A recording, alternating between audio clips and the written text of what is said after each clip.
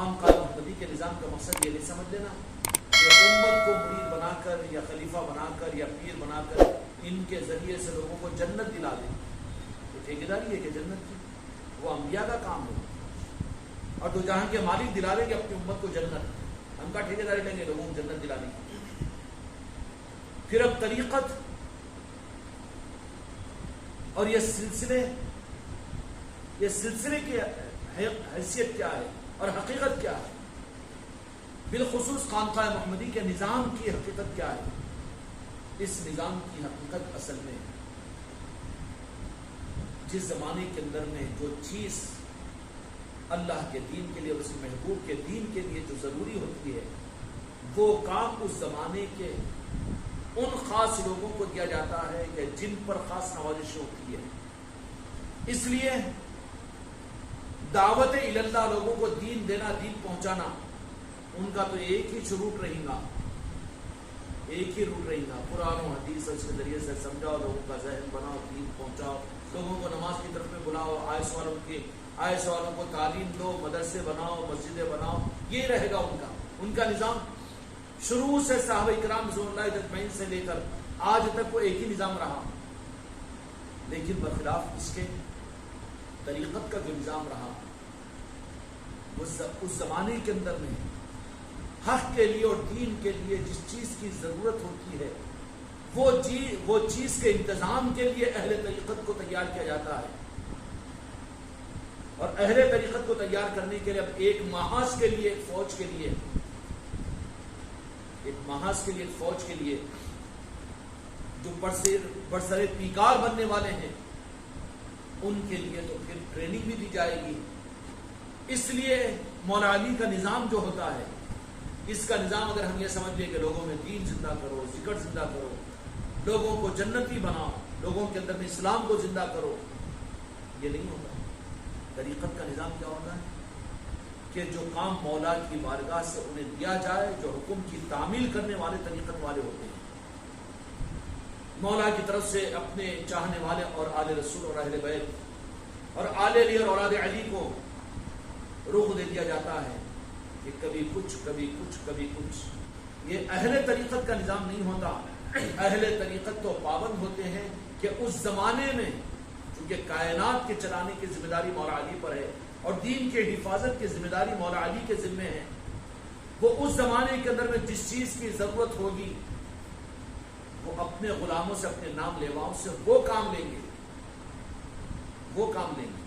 وہاں پر ایک ہی راستہ ہے شریعت کے اندر میں کہ شریعت پہنچاؤ, غیر مسلموں کو اسلام پیش کرو, مسلمان بناؤ, بے نمازیوں کو نمازی بناؤ, جاہلوں کو علم عطا کرو, مدرسے بناؤ, مسجدیں بناؤ. یہ کون سا شریعت کا نظام ہے؟ شریعت کا نظام ہے. اور یہ وہ نظام ہے کہ جس پر اللہ تبارک و تعالیٰ بدلہ عطا کر دے گا, مگر وہ بھی قبولیت کے بعد. اب یہ کام اگر اہل خانقاہ, اہل طریقت بھی اگر اپنا سمجھ لے تو اپائنٹمنٹ ہوا ہے گزیٹڈ آفیسر کے رینج پر اور لے رہا ہے, یہ جھاڑو لے کر جھاڑنے کے چکر میں ہے, نہیں ہے اس کا کام. وہ ان کا کام کیا ہے, اس کو پھر اپنے رابطہ کرنا پڑے گا مولا علی سے یا مولا علی کے اس سپاہی سے اور اس غلام سے. وہاں سے اپنا کام لینا پڑے گا کہ اس زمانے کے اندر میں مولا علی کی چوکھٹ سے پھر اب امت کے لیے اور انسانیت کے لیے اور دنیا کے لیے, اب ہماری دینی خدمت اور دین کی بھلائی کے لیے ہم کیا کام کریں. ہر زمانے کے اندر میں اولیاء اور اہل طریقت کا کام بدلتا رہا ہے. کیا رہا ہے؟ کام بدلتا رہا. سمجھ میں آ رہی کہ نہیں آ رہی؟ بلغوا انی ولو آیا کے ذریعے سے یہ کہ جو کچھ تم تک پہنچے اس کو پہنچا دو. تو صحابہ اکرام رضوان اللہ تعالی اجمعین نے ان ذمہ داریوں کو دے کر تابعین اور تبع تابعین کے ذریعے سے امت کو وہ راہیں جو دین کے پہنچانے کی ذمہ داری کی صورت میں تھی وہ عطا کی. اور یہ ذمہ داریوں کو نبھانے والے, اس میں علماء, اس میں محدثین, اس میں مفسرین, اس میں اسلامی ملکوں کے نظام کے چلانے والے اور دین کے بڑے بڑے خدمت گزار سارے کے سارے خدمتوں میں آتے ہیں. لیکن اس کے علاوہ تو جہاں کے مالک میرے آقا محمد رسول اللہ صلی اللہ علیہ وسلم نے بالخصوص غدیر قم کے موقع پر مولا علی کی ولایت کا اعلان فرمانے کے بعد امت کو یہ نہیں فرمایا کہ مولا علی اب تمہاری ذمہ داری یہ ہے کہ میری امت کو تم دین پہنچاؤ یا میری امت کو جنت میں پہنچاؤ، بلکہ کیا کیا، امت کو مولا علی کے حوالے کر دیا کہ اب تمہارے دین کی سند یہ ہے کہ مولا علی کے حوالے ہو جاؤ۔ کیا کیا، امت کو مولا علی کے حوالے کیا، اور مولا علی کو دو جہاں کے مالک نے جو ذمہ داری عطا فرمائی،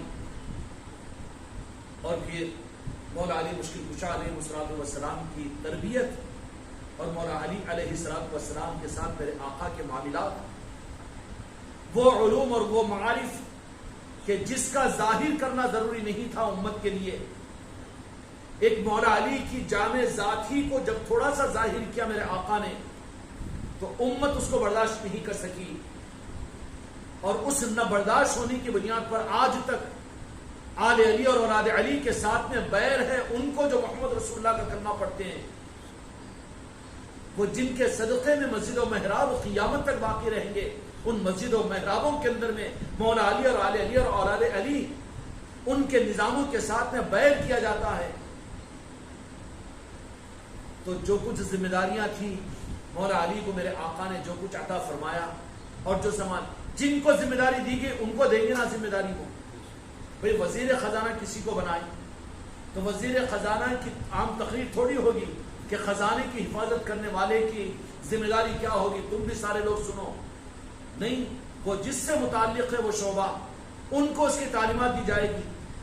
یہی اہتمام دو جہاں کے مالک میرے آقا نے حضرت مولا علی مشکل کشا علیہ الصلوۃ والسلام کے ساتھ میں، احادیث کے ذخیروں میں یہ ساری احادیث موجود ہے کہ دو جہاں کے مالک مولا علی کو جو علم عطا فرمایا، جو تربیت فرمائی، عام صحابہ کرام کی تربیتوں کے مقابلے میں کچھ الگ نظام تھا۔ وہ احادیث میں یہ اشارے ملتے ہیں کہ ایک مرتبہ حضرت عمر فاروق رضی اللہ عنہ، اور یہ جو تعلیمات کا نظام تھا دو جہاں کے مالک میرے آقا کا مسجد نبوی میں، عام صحابہ کے درمیان میں یہ طریقت کی تعلیمات اور مولا علی کی ذمہ داریوں کو دینے، ان نظاموں کو عمومی مجموع کے اندر میں نہیں بیان فرمایا کرتے تھے، بلکہ وہ راز تھا، راز میں کہ جن کے حوالے کرنا ہے انہی کو وہ علم کی ضرورت ہے نا۔ اور شک میں نہ آ جائے بات والے اس کے لیے کہ میرے آقا کا علم تو صرف وہی علم ہے جس کو آپ نے ظاہر کیا،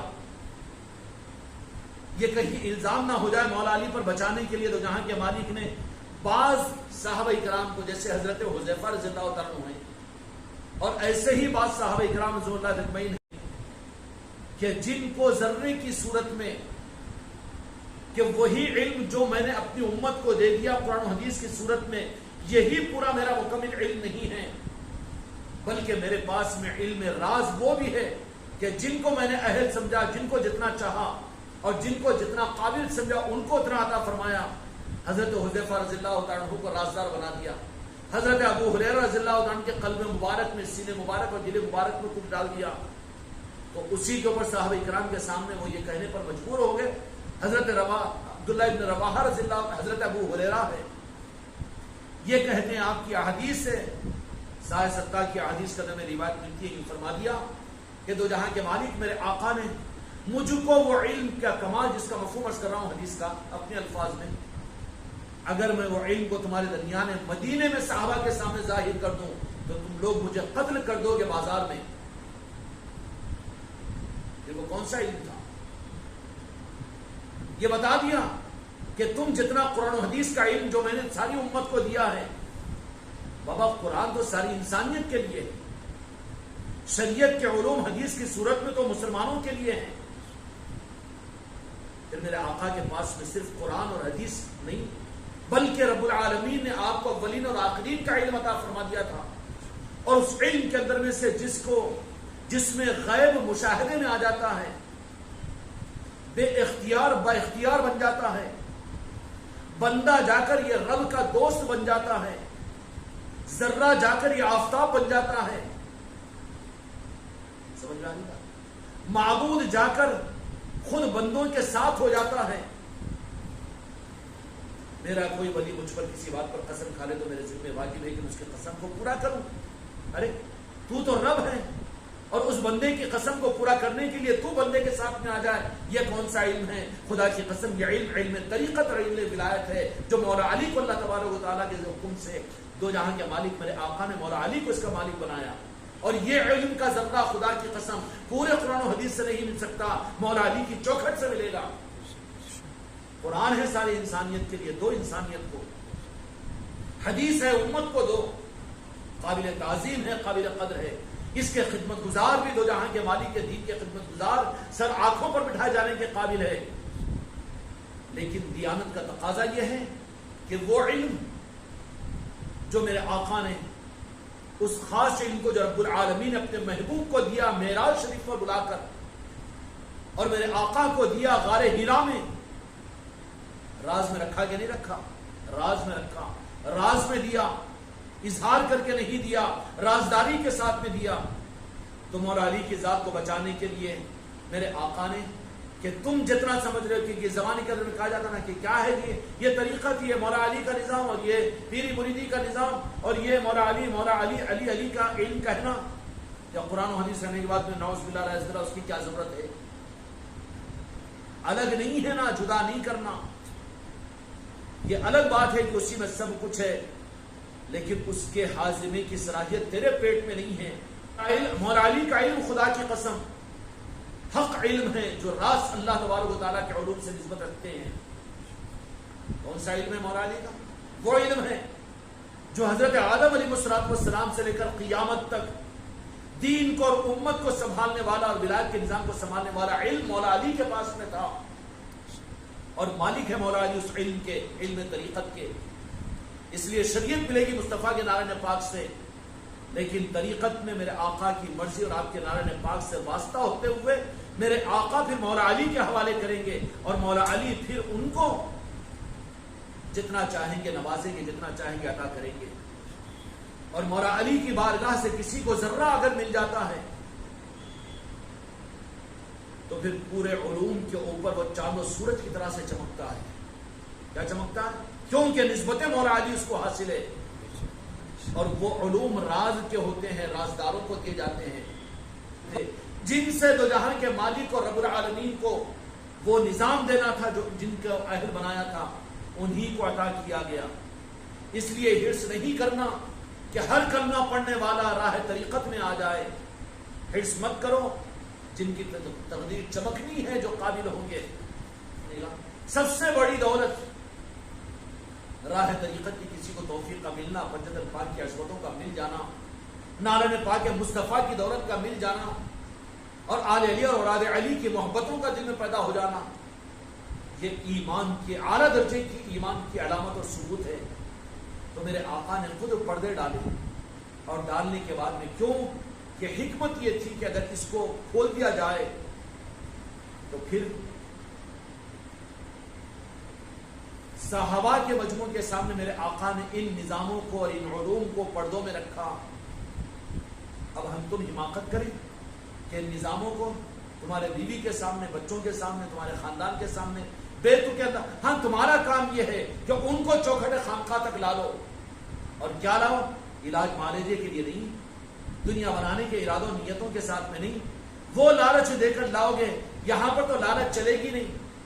ایک نظر کچھ نوازنے کے لیے ان کی گہری پڑے گی, پہلے ہی اسپارک ہو جائے گا, فیوز اڑ جائے گا, پھر وہ ایسا پھرتی کے ساتھ میں پچھلے پاؤں بھاگے گا کہ دوبارہ پھر خانقاہ کی طرف میں آنا اس کے لیے مشکل ہو جائے گا. اس لیے پہلے تیار کرو نا, اس کو تیار کرو اور اس کو اس قابل بناؤ کہ وہاں پر ہم جاتے ہیں دنیا کے لیے نہیں, علاج کے لیے نہیں, معالجے کے لیے نہیں, جنت کے لیے نہیں. ہم وہاں پر ہم جاتے ہیں اپنے کام کاج کے لیے نہیں, بلکہ ہم وہاں پر جاتے ہیں کیونکہ اللہ تبارک و تعالیٰ نیتوں ہی کو دیکھتے ہیں. مکہ المکرمہ کے اندر میں جنہوں نے ایمان کو قبول کیا, ساری نیتیں وہاں پر کچھ نہیں تھی, بلکہ سامنے یہ تھا کہ ایمان کو ہم قبول کریں گے تو کیا ہوگا کہ وطن کو بھی چھوڑنا پڑے گا, عزت کو بھی خاک میں ملانا پڑے گا, اور لوگوں کے پتھر بھی کھانے پڑیں گے, ذلیل بھی ہونا پڑے گا, بیوی بچوں کو بھی حالات اور مسائل اور پریشانیوں میں گرانا پڑے گا. اور لوگ کہتے تھے کہ کلمہ پڑھیں گے تو تمہارا کیا حال ہوگا, کہ کلمہ پڑھتے ہی دیکھو کہ پتھر سے مارا جا رہا ہے، ذلیل کیا جا رہا ہے، چپلوں سے نعوذ باللہ مارا جا رہا ہے، مکے کے حالات. تو وہاں پر نیتوں کے صحیح ہونے کے لیے تو یہی دیکھنا پڑے گا کہ نیت کیا ہے. اگر نیت سمجھ میں آ گئی، نیتوں کو ڈٹ لو میرے بچوں. اگر نیتیں صحیح نہیں ہیں تو 1000 برس خانقاہ کے ساتھ میں تم ہمارے مرید بن کر رہو، میں تمہارا پیر بن کر رہوں، کوئی فائدہ نہیں ہوگا.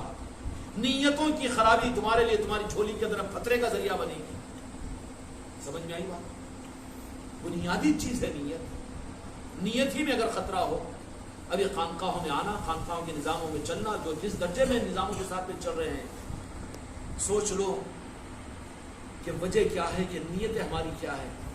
مکے کے اندر میں جن صحابہ اکرام سابقین اور اولین مہاجرین و انصار نے جنہوں نے اسلام قبول کیا تھا، وہاں کوئی استقبال کا نظام نہیں تھا، کوئی قدردانی کا نظام نہیں تھا، اور کوئی دنیاوی لالچ نہیں تھی، بلکہ جو دنیا تھی وہ لٹانا تھا. وطن کو چھوڑنے کے حالات سامنے تھے، رشتہ داروں سے کٹنا تھا، دو جہاں کے مالک آقا کے ساتھ میں ہونا اور ساری دنیا کی دشمنی کے مولنے کا نظام تھا. تو پھر کیسے پیور بنے؟ جو بھی ایمان قبول کرتا تو اس کو حضرت ابو بکر صدیق جو چیف جسٹس تھا مکہ مکرمہ کے اندر میں، لیکن جب ایمان کو قبول کیا تو اسی حرم کے اندر میں، بیت اللہ کے اندر میں، ان سرداران قریش نے ان کی اتنی پٹائی کی کہ زمین پر خش کھا کر گر گئے، اور ان کے قافلے قبیلے والوں نے کہا کہ ان کا انتقال ہو گیا. حضرت ابو بکر رضی اللہ عنہ کیوں؟ جس کی امید راہ طریقت کے اندر میں اپنی دنیا کو بنانا سنوارنا، خدا کی قسم غلط نیت ہے، وہ چل ہی نہیں سکتا اس لائن میں. خود کو برباد کرنے کا ارادہ کر، حق کی بنیاد پر، مولا علی کی بنیاد پر، پنجتن پاک کی بنیاد پر، اللہ کی منشا کے لیے، دو جہاں کے مالک کی منشا کے لیے، اولیاء کے مقصدوں کے لیے، آن کے کپڑے بھی اگر بیچنا پڑے تو بیچ دوں گا، لیکن اس نسبت کو نہیں چھوڑوں گا. ایسا جو مرد ہو تو اس راستے میں چلا جائے گا. اس کے بجائے اگر کوئی میرے کام بن جانا، کاما بنا دینا، اور وہ ہو جانا، یہ ہو جانا، یہ بیماری دور ہو جانا، میری بیوی کا مسئلہ حل ہو جانا، اور مجھے نیا مکان بن جانا، اور مجھے وہ مل جانا، یہ مل جانا، یہ سب کی سب نیت باطل ہے. اور باطل نیتوں کے ساتھ میں اگر کوئی چلے، 1000 برس بھی میرے ساتھ میں چلے، وہ میرا مرید رہے، میں اس کا پیر رہے، کوئی منزل نہیں ملے گی.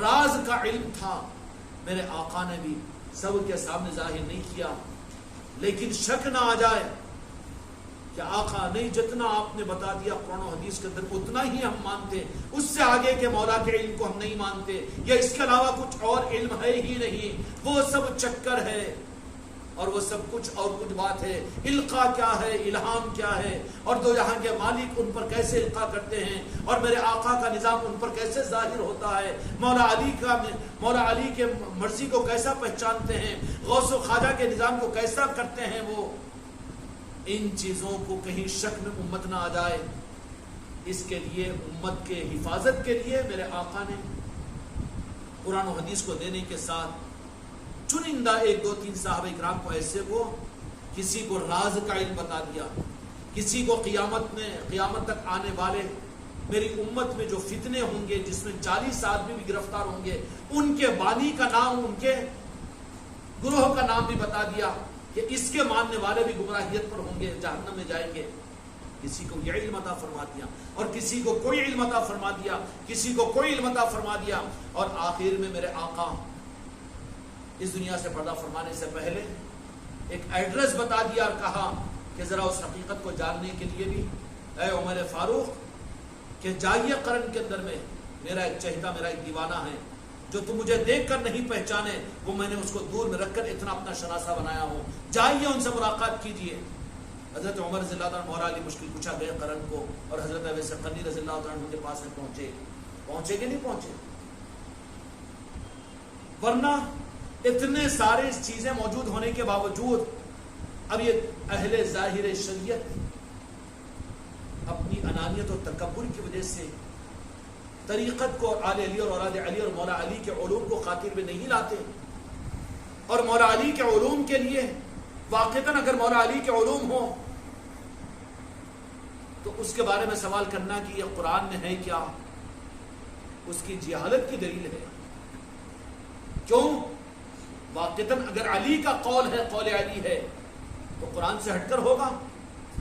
وہ اپنے پیر کے قول کے بارے میں اعتماد کرتا ہے، اور مولا علی کا اگر کوئی قول ہوگا تو کیا مولا علی قرآن کے علاوہ اگر کوئی بات کر سکتے ہیں؟ کون سے علم کی بات کرتے تھے مولا علی؟ اور اپنے چاہنے والوں کو اور اپنے اہل، اپنی اولادوں کو وہ کون سا علم عطا فرماتے ہیں؟ اور وہ سلسلہ مولا علی کے علوم کا، قرآن ختم ہو چکا ہے، قرآن مکمل ہو چکا، الیوم اکملت لکم دینکم، دین مکمل ہو چکا، قرآن مکمل ہو چکا، اب قرآن نہ آگے ایک زیر و زبر بھی نہیں بڑھ سکتا، نا دین بھی مکمل ہو چکا، لیکن مولا علی کا دین اور مولا علی کا فیض اور مولا علی کا نظام قیامت تک بڑھتا ہی بڑھتا چلا جائے گا، کبھی غوث اعظم کی صورت میں تو کبھی غریب نواز کی صورت میں، کبھی پنجتن پاک کے ان علوم کی خیرات راجن شاہ ولی اپنے چوکھٹ سے تقسیم کریں گے، اور کبھی آل علی اور پنجتن پاک کی ان خیراتوں کو کوئی دیوانہ، کوئی ان کا چاہنے والا جنگل میں بیٹھ کر بھی ان علوم مولا علی کو تقسیم کرتا جائے گا۔ ایک تحفہ رب کی طرف سے ہے وہ قرآن کی صورت میں، اور دوسرا تحفہ میری طرف سے، میری بیت اہل بیت کی طرف سے، یہ دونوں رہیں گے قیامت تک، اور حوض کوثر پر آ کر مجھ سے ملیں گے۔ انکار کر سکتے ہیں اہل بیت کے نظام کا؟ قرآن تو باقی رہے، اہل بیت کا نظام باقی نہ رہے، شک آ جائے گا نا جی؟ شک آئے گا کہ نہیں آئے؟ میرے آقا نے فرما دیا کہ دو چیزیں قیامت تک رہے گی، ایک تو قرآن پاک اور دوسرے میری اہل بیت۔ تو مانے یہ قرآن کو تو اور حدیث کو تو، جو حدیث 1500 برس پہلے میرے آقا کی زبان مبارک سے، اور وہ حدیثیں جو تم تک پہنچی میرے آقا نے پہنچائی، وہ تو راوی در راوی کے ذریعے سے، محدثین کے ذریعے سے چھنتے چھنتے تم تک آئی، اور چھنی بھی انہا حدیث کو تم خود قبول کرنے کو تیار نہیں، کسی کو ضعیف حدیث میں رکھا تو کسی کو احسن میں، کسی کو کمزور کو تو کسی کو قوی، اور کسی کو احسن، کتنی حدیث کی قسمیں بنا دی۔ یہ تو کیا قرآن حدیث کا حشر تم نے؟ اگر میرے آقا دوسرا انتظام قرآن پاک کے ساتھ میں اگر نہیں فرماتے، یہ تو ان کا انتظام تھا، وہ اللہ تعالیٰ ہم کو اس عقیدے کے بنانے کی توفیق عطا فرمائے۔ ہمارا عقیدہ بالکل ہے قرآن و حدیث کے مطابق میں ہے، اور ہم یہاں سے جو کچھ کہیں گے حق کی بنیاد پر کہیں گے، اور ہم کو فکر مولا علی کو صورت بتانے کی، غوث و خواجہ کو صورت بتانے کی، جنت و جہنم سے بھی ہم نکل چکے ہیں، ہم کو ضرورت نہیں ہے اس معاملات کے اندر میں، وہ خوف ہم کو خائف نہیں کر سکتا، ہم کو اپنی ذمہ داری کا پورا کرنا ہے۔ تو طریقت کے نظاموں کے اندر میں کوئی قرآن کی اگر دلیل کی بات کرتا ہے اور حدیث کی دلیل کی بات کرتا ہے، تو دیکھ لو خدمت گزاروں نے جن کو طریقت بھی ملی تھی، غوث الاعظم کے دفتر لکھے ہوئے ہیں، بندہ نواز یسو دراز رحمت الرضوان کے علوم شریعت میں طریقت کے رمز کھلے ہوئے ان کے کتابوں میں لکھے ہوئے ہیں۔ مثنوی شریف مولانا روم جلال الدین رومی کی، اس مثنوی کو پڑھ لو، علوم طریقت کا عکس اس میں مل جائے گا، ہے نا؟ مفسرین بھی ہے، محدثین بھی ہے، سب کچھ ہے، مگر ان سے خیرات مانگ لو، باقی تم یہ تانا مت دو۔ اچھا، مولانا جلال الدین رومی اپنے زمانے کے اندر میں طریقت کو سمجھایا تھا قرآن و حدیث کے رنگ میں، تو آج کے 15ویں صدی کے ہمارے اور تمہارے سامنے مولانا جلال الدین رومی رحمت اللہ علیہ کے اس زمانے کے ہمارے اعتمادات اور ہمارا مزاج اس قابل ہے کہ ہم تم بھی سنبھال سکیں گے؟ اور جہاں پر کچھ اگر مولا علی کی طرف سے حق دینے کا نظام ذرے کروڑوں حصے کے اندر ایک حصہ ہوگا، تو وہاں پر تو سب سے پہلے اس کی نیت میں سے اس کینسر کو نکال کر پھینکے گا کہ نیت کو صحیح کرو۔ اس لیے ہم نے کہہ دیا 1000 برس تم ہمارے مرید بن کر رہو، 1000 برس ہم تمہارے پیر بن کر رہے، کوئی منزل نہیں ملے گی اگر نیت تمہاری خراب اگر ہو۔ اور نیت کیا ہونی چاہیے؟ نیت کیا ہونی چاہیے؟ سمجھتے نا نیت کیا ہونی چاہیے؟ کہ نیت صرف کہ پوری زندگی کے بدلے میں دو جہاں کے مالک کی مسکراہٹ مجھے مل جائے، اس کے لیے 1,00,000 چوکھٹ درمیان میں آنے دو، ہر چوکھٹ پر ہر ذرے پر حسرت بری نگاہ ڈالتا ہوں کہ کس ذرے کے اندر میں یار کا جلوہ ہو جائے، ہر ذرے پر سجدہ کرتا ہوں کہ اس لیے کہ وہ مقام جہاں مل جائے جہاں نالن پاک مصطفیٰ ہو، وہی میرا مقصد ہے۔ ہر چوکھٹ پر جھکتا ہوں اس لیے کہ پتہ نہیں کہاں پر مجھے دیدار مصطفیٰ نصیب ہو جائے۔ جھکے نا جی، اکڑے گا کیوں؟ اکڑے گا کیوں؟ نہیں اکڑیں گے. یہ ہے ان علوم کو تو جہاں کے مالک نے خود چھپا کر رکھا، اتنا ظاہر نہیں کیا جاتا. یہ کرم ہے میرے آقاؤں کا، بزرگوں کا، کہ اتنا کھل کر یہاں پر ہم کو تو بتا دیا جا رہا ہے. اس کے باوجود بھی اگر اپنی نیتوں کو ہم صحیح نہ کریں اور وہی نیت میں خطرہ رکھے، 1000 لیٹر پیٹرول اب تمہاری موٹر سائیکل کے ٹینک بنا کر بھر دو، لیکن اس میں 1 گلاس پانی نیچے ملا دو، چلے گی گاڑی؟ نہیں چلے گی. اس لیے جو کچھ میرے آقا نے امت کو دیا قرآن کی صورت میں، ساری انسانیت کے لیے دیا قرآن کو، اور احادیث کی صورت میں شریعت جو دیا وہ ایمان والوں کے لیے، مسلمانوں کے لیے دیا شریعت کی صورت میں. اور ایک خاص نظام جن کو دیا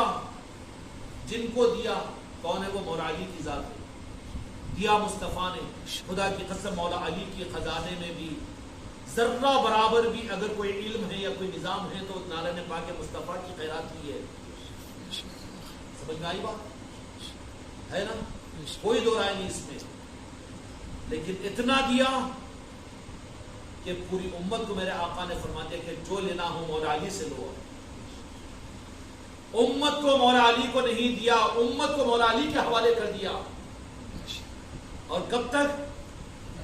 صحابہ تک نہیں بلکہ قیامت تک کے لیے. جو تمہارا ہے علی وہ میرا ہے، جو میرا ہے وہ رب کا ہے. جو علی کا نہیں وہ میرا نہیں، جو میرا نہیں وہ رب کا نہیں. جو علی تم سے محبت کرے میں محبت کرتا ہوں، اللہ تو بھی محبت کر. جو علی سے بغض کرے میں بھی بغض کرتا ہوں، تو بھی بغض کر. غدیر خون کے موقع پر آقا کی دعا تو نعوذ باللہ قبول نہیں بھی بولیں گے نہیں نا؟